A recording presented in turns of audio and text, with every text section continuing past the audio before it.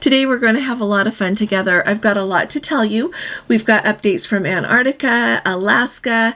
Remember I told you about that flooding in Juneau yesterday, so we've got an update on that will affect cruisers who are going to go to the port of Juneau in the near future. Also, I want to let you know about Princess Medallions. I get a lot of questions about those, and sometimes it's about getting charges that are not yours, so some things I think you need to know about the Princess Medallion. And at the very end, if you want to stick around, I am going to tell you how I came to the realization that I need to share with you a recommendation of somewhere fun to eat when you go to Florida to embark on a cruise. So let's go ahead and get started.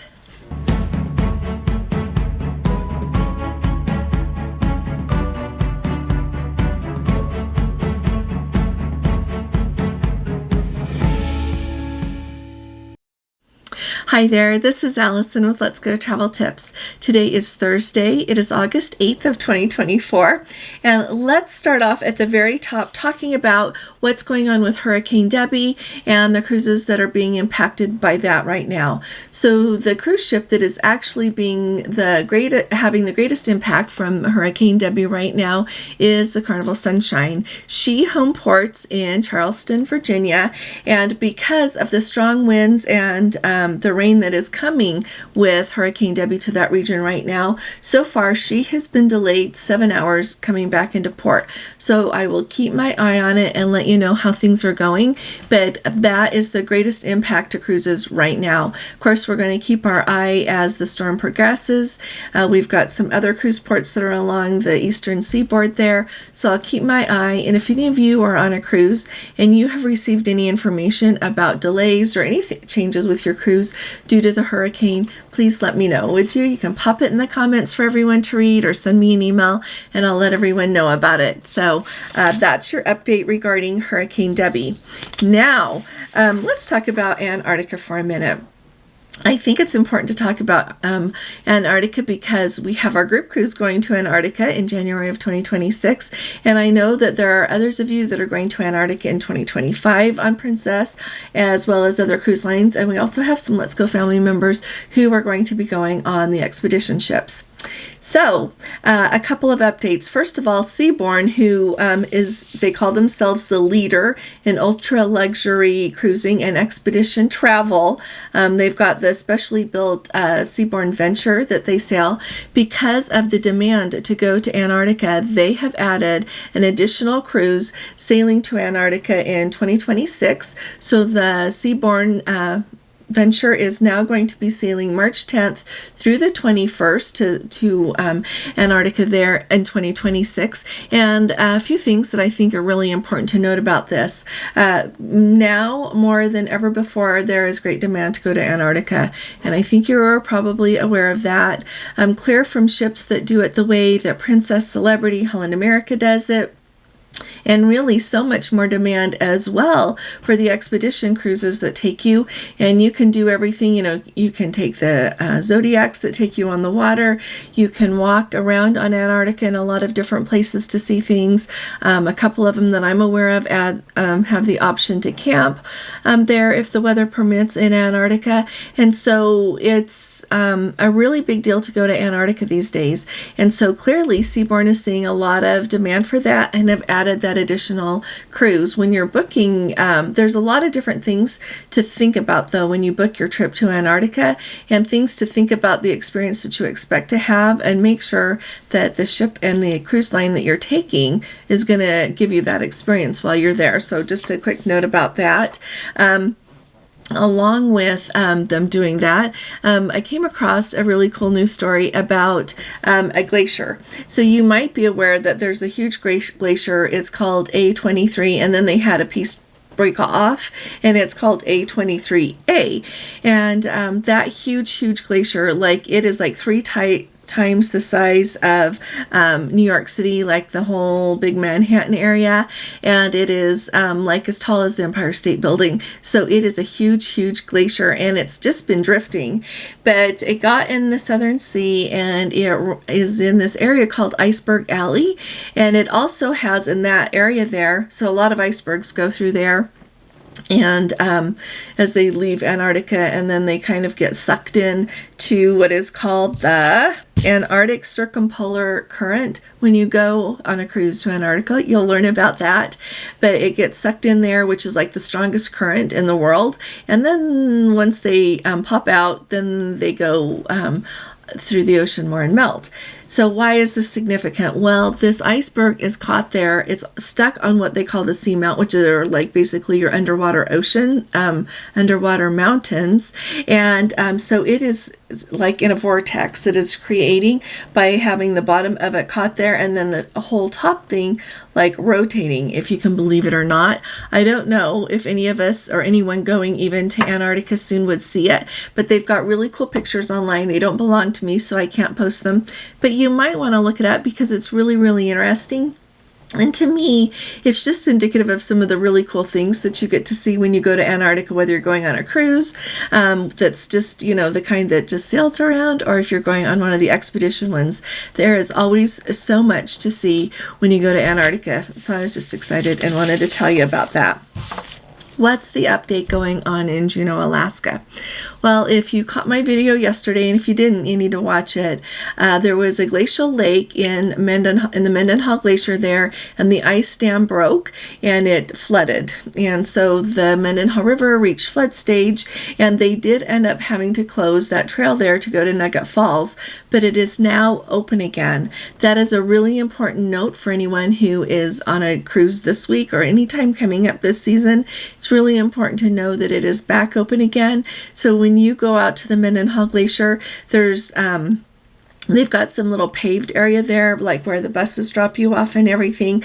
And then there is the National Park Service visitor center there, but you can walk down a little bit to the edge of Mendenhall Lake there and look at the glacier, go along, and there's also a trail that you can hike, lots in that area there, but one of them takes you right to Nugget Falls.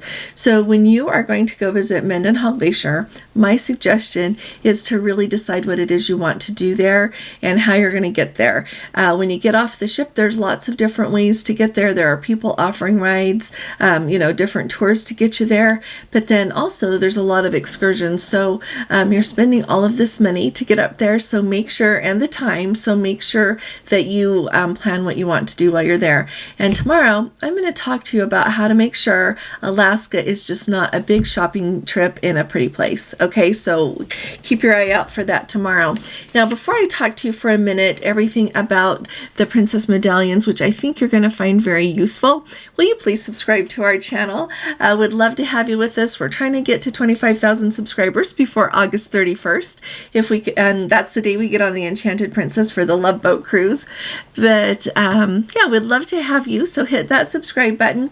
And if you appreciate this video, if you appreciate my updates, will you please give this video a thumbs up? Now let's talk about the Princess Medallions. And I saw a comment over on another Facebook group. So if you've not joined ours, come and join us. We'd love to have you. If you do Facebook, it's Let's Go Travel Tips. But anyway, someone asked the question. They said, does anyone know if there is something to put your medallion in so that they won't register until you take it out, like an RFID protector for credit cards, so that you don't get charged for other people's things mistakenly? So here are some things that you need to know about the medallion. The medallion, if you're not familiar with it, you use it, you get it in embarkation, or else it is mailed to you before embarkation when you're going on a princess cruise. But you use it to do things really simple, like open your cabin door. It's very handy for that. In addition to that, it makes it so that you can order food or beverages on the app and have it delivered to you wherever you are on the ship, and you don't have to tell them where you are. It's got that location thing in it so the crew members can see where you are and bring you your drink or whatever it is that you've ordered. So it is really slick. It is also how you pay for things on the cruise ship. But here's what is important to know.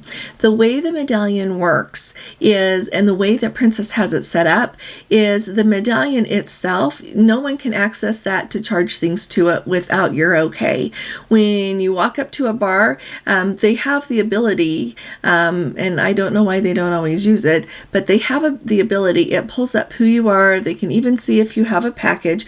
But at the same time, I know a lot of times, if you're going to buy a drink, if you go up to the bar You don't have that package, you're going to buy a drink, they have it so that you actually touch your medallion. I touch my hand because that's where I keep it.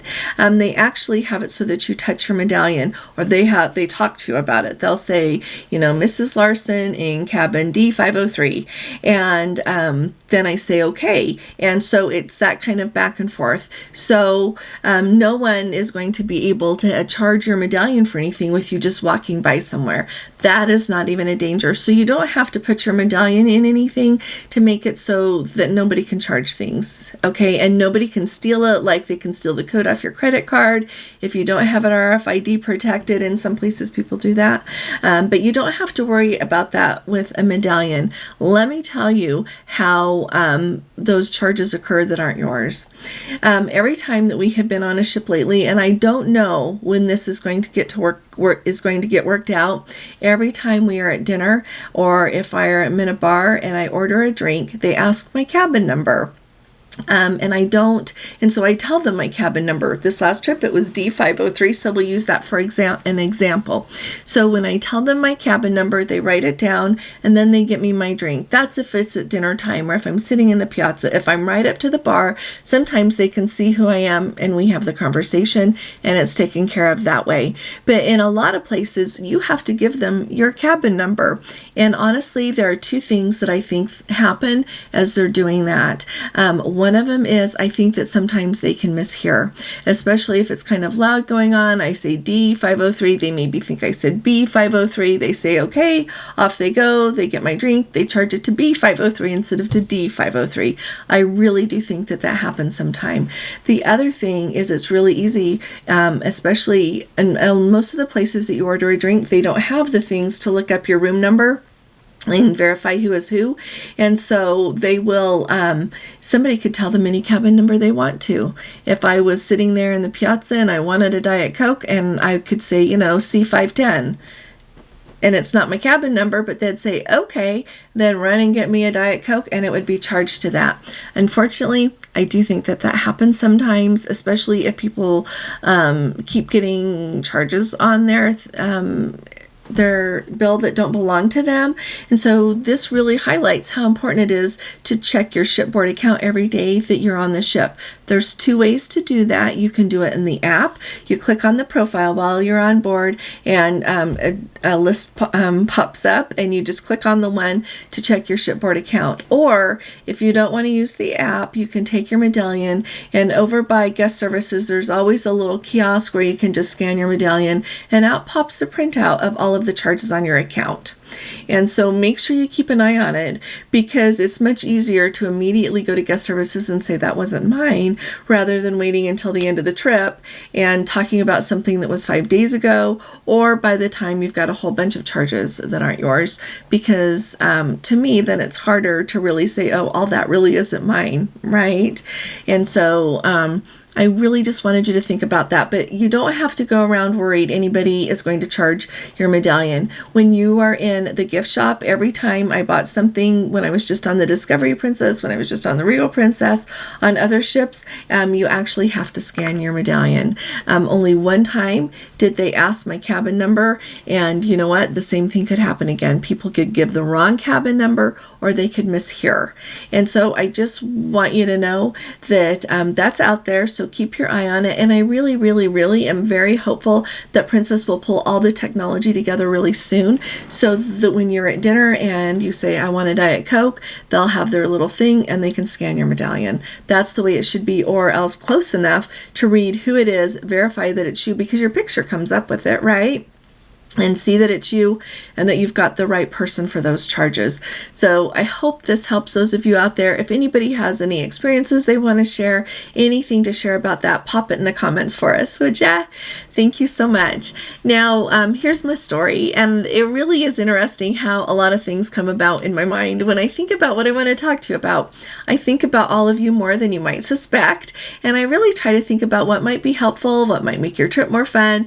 And so last night, unexpectedly, unexpectedly, Gordon and I went out for dinner at Cracker Barrel. And honestly, it's been 20 years since I ate at a Cracker Barrel. We don't live in the South. We don't live in the Midwest, where you seem to have more Cracker Barrels, but we have one just off the other side of the highway. We live up against the mountains here. So on the other side of the major interstate is a Cracker Barrel. And so we had, like I said, at least 20 years since we've been there. When I was just, though, in Indiana visiting my mom, there's a Cracker Barrel in town there, and every time you drive by, it is on their main road there, it is packed. It does not matter what time of day you drive by. The parking lot, which is sizable, is packed. They are always so busy. My job when I go see my mom is to take care of anything she needs done in the house and in the yard. And I also take her out for lunch and dinner for all the days that I'm there, just to get her out of the house more. I don't have to cook, and she doesn't need to worry about what I'm going to eat. So that's what we do. One evening, she wanted to go to Cracker Barrel, so off we went, and it was surprisingly good. It's more of what you think, like comfort food. I had the chicken and dumplings. They give you so much. I had it for 2 more meals, leftovers. She had the blueberry pancakes she loves, and we came home. And so last night when we went there, we were sitting there talking about the fact that we were there, and it made me start thinking about the fun places that we like to eat and places that we all look forward to eating when we go on a cruise. I guess it's because it just strikes me similar to one of my favorite places to go. So tell me, I want to hear in the comments, no matter where it is that you're sailing out of, whether you live in that place or whether you fly in, you drive in, tell me some of your favorite places to eat when you're sailing from Miami, from Fort Lauderdale, Cape Canaveral, Jacksonville, Los Angeles, all the places, so that we can all kind of share. My favorite place when I go to the South, they don't have very many of them in the Midwest, but they do in the South, and it's the Waffle House. If you have not been to a Waffle House, or if you've just driven by and think that they kind of look like a greasy spoon diner, that's what they are. You're right. But they also have a really good reputation for taking good care of their employees, being a great employer, being a great asset to the community. And so a long time ago, when our daughter went to graduate school in Florida, we went to the Waffle House. And every time we go, here's what you get if you don't know what to get the first time you go, when you try it out because I told you. Well, first of all, you walk in the door, they're going to seat you. You can sit at the counter or in their booths, just depending on what availability is. And they wait on you there. It's you don't have to go up front and order or anything. They've got a menu that's like the size of a placemat, front and back. And every time I go, though, I get the hash browns that are diced and peppered. That means they come with chopped up tomatoes and jalapenos. Now, I don't eat all of the jalapenos because it would be too spicy for me, but they add a really nice flavor. I've tried it without the jalapenos before, and it's just not the same. So I get that and a pecan waffle every time without fail, because I don't want to be disappointed with what I might try and not enjoy as much. And so Gordon never gets that. He always tries different things on the menu. If we fly into Fort Lauderdale and we're both there, we go straight to the Waffle House, and they're open 24 hours. And so even if your flight lands late and we grab our rental car, off we go to the Waffle House. So if you've not tried it, you might want to think of trying it. But more than that, I am really looking forward to hearing some of the places that you really enjoy visiting. And if you tried the Waffle House once and you're not sure about it, I think it's worth a second try. They actually have 2 of them that I'm aware of in the Phoenix area. And so whenever we go to Arizona and we get the chance, we always get Waffle House. And it's just kind of become a fun tradition. So I look forward to hearing from you. Thanks for joining me today. And I'll see you all here again tomorrow. I'll be talking to you all again really soon. You all take really good care. God bless you. Love you. Bye-bye.